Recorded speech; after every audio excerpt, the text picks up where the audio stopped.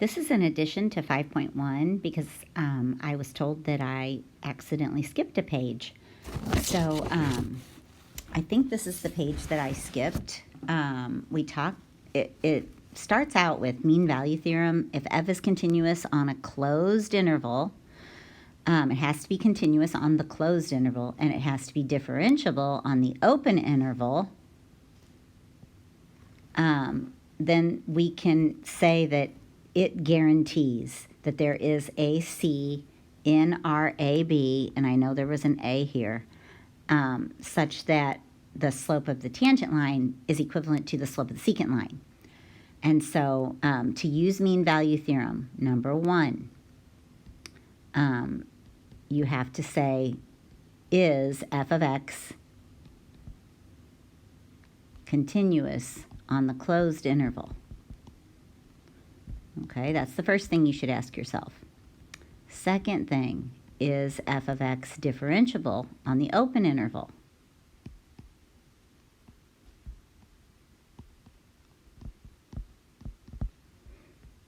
Okay, if those two are yeses, then you have to find out what is your derivative. You would find your derivative. And then after that, you'd say, okay, I want to know what my derivative is when I put a C in there. Number 4, you would calculate your f of b minus f of a over b minus a, the slope of the secant line.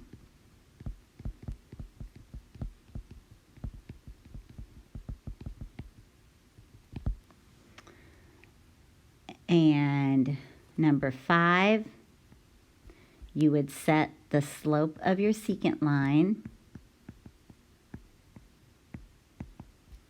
equal to f prime of c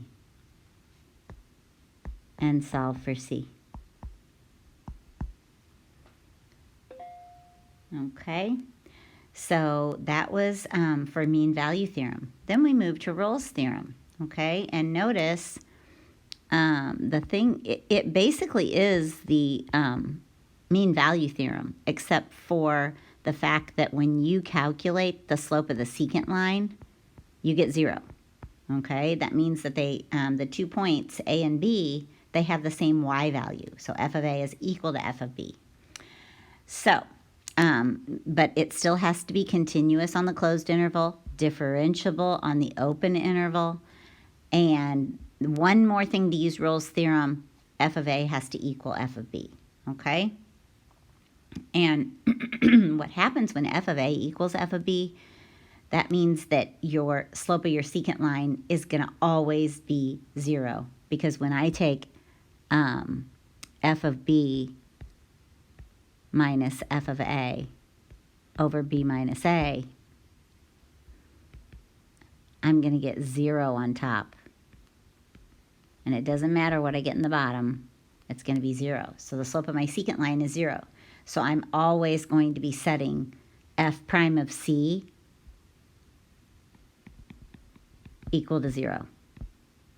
Okay, so that's going to be one of the main things that you need to remember if you're using Rolle's theorem. Okay, so for Rolle's theorem, number 1, you're going to be asking, is f of x continuous on the closed interval AB?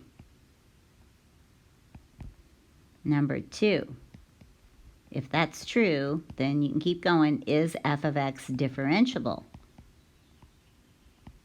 on the open interval AB? If that is yes, you can keep going. Number 3, does f of A equal f of B? If that is true, you can keep going, because then you're going to calculate your f prime of x, and then you're going to put a c in, so you're going to calculate your f prime of c. And then, I mean, you can still calculate your f of B minus f of A over B minus A, but it should always be 0. So, should always be 0 if your f of A equals your f of B. So let's say they both equaled 5. This would be 5 minus 5, right? If they both equaled 10, this would be 10 minus 10.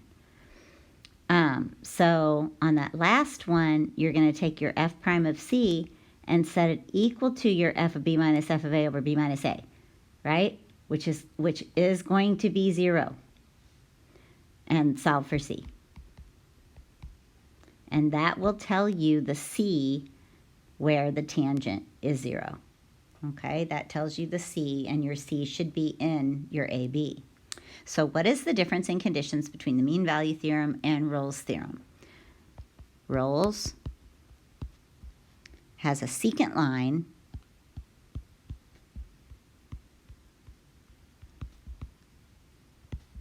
whose slope is 0.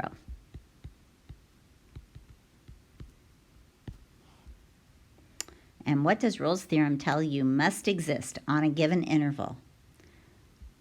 So an extrema, which is a max or a min, must exist.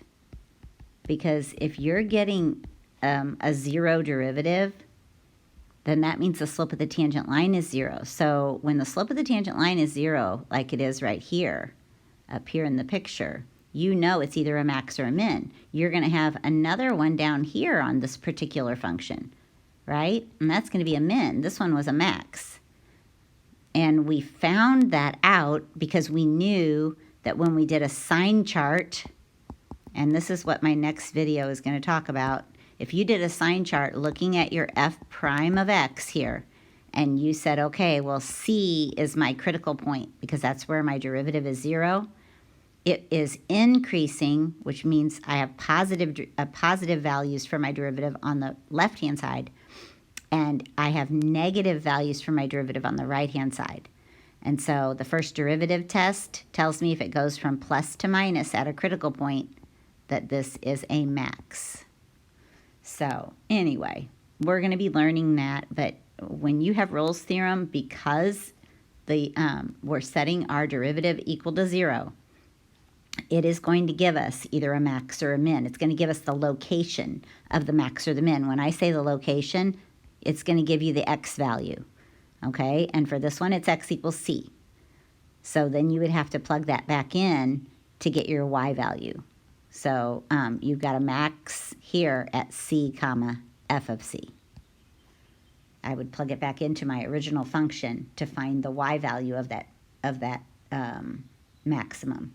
Because really, when we give a maximum, that is, we're talking about like the highest y value, right? That f of C for this particular AB is the highest y value. So it happens at x equals C. Okay.